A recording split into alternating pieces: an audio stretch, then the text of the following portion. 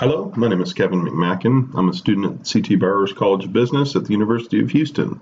And this video is to show you how to create regressional analyses using StatTools, and also, more importantly, how to create data sets in order to create those different types of analysis using StatTools.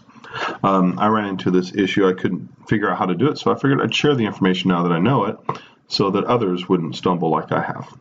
The first thing we'll have to do is we'll need to open up StatTools. We'll double click StatTools 7 and it'll open up. Takes just a minute to open it up.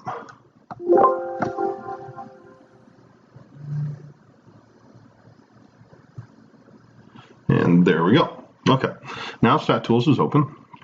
The next thing we'll have to do is we'll need data to analyze. So we're going to open up a data set,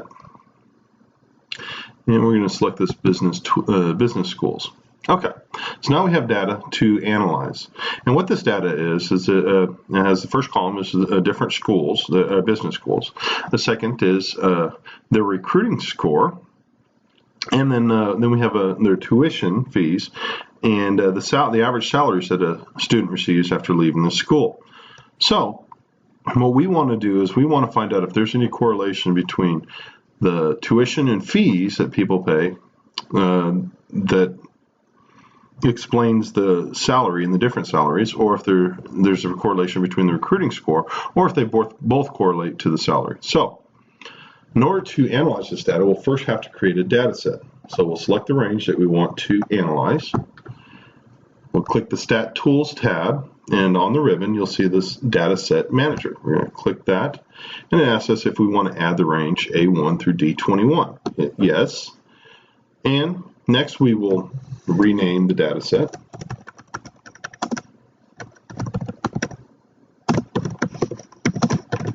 All right, business schools data set, and we make sure that the range that is selected is what we're trying to analyze. So A1 through D21, A1 through D21.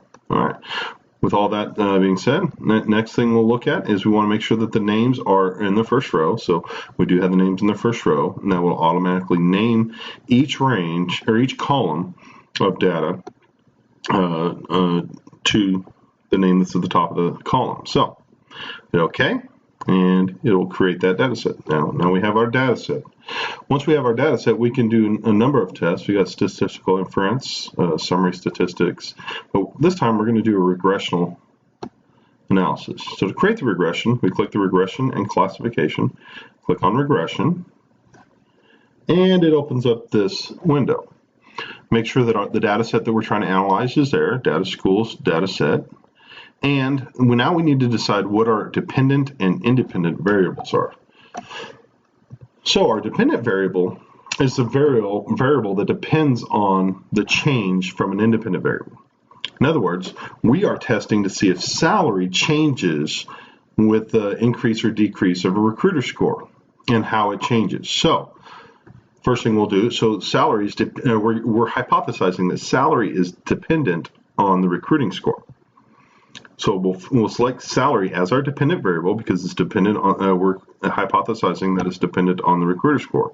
And we'll select this as our independent variable. So we hit OK, and it creates a regressional analysis report. And in this regressional analysis report, it gives us a bunch of information. The biggest information we're looking for is our p-value and our r-squared. Our p-value, the lower the p-value is, the more likely that the data correlates to the data that you're trying to explain. So in this case, we have a very, very low p-value. In fact, it's less than 0.0001%. So this says that the data set is directly correlated with the salary. So our data sets, our constant is our salary. That's what we're trying to explain. And our independent variable is our recruiting score. So we are saying that salary is directly related to the recruiting score, and that this analysis accounts for 61.33% of that analysis. All right, so now if the recruiting scores correlates with it, well, what about the tuition? Does tuition correlate? So we'll select regression again. We'll do another analysis. This time we're going to change the independent variable to tuition. Hit OK, and it creates a new report. And there's our report, and we can see we still have a very small p-value number, so it does correlate that the higher the tuition is, the higher your salary will be. And the R-square, so this accounts for 73%. So what this means is that tuition and fees, both tuition and fees and the recruiting score do correlate, but tuition and fees can explain more of the correlation. So in other words, this equation accounts for more of the data than it did in the other one. So it was 61.33%. Now we have 73.81%. But what about if we want to do a multivariable analysis?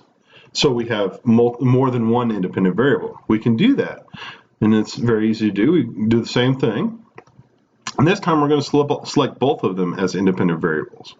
We hit OK, and then it creates. And if we have both these independent variables and they don't correlate to each other, but they correlate to the object you're analyzing, we should have a higher R-square, or we should be able to account for more of these anomalies. And indeed we do. We went from 73 to 79%, and of course our p-value is still small, so we can conclude that both of these do correlate to the amount of salary the person receives, and so the more you pay for a school and the higher the recruiting score is, the more money you're going to make. So I hope this helps you, and if you have any questions, please feel free to leave a response, and hopefully we'll have some more videos coming soon. We'll talk to you soon. Thank you.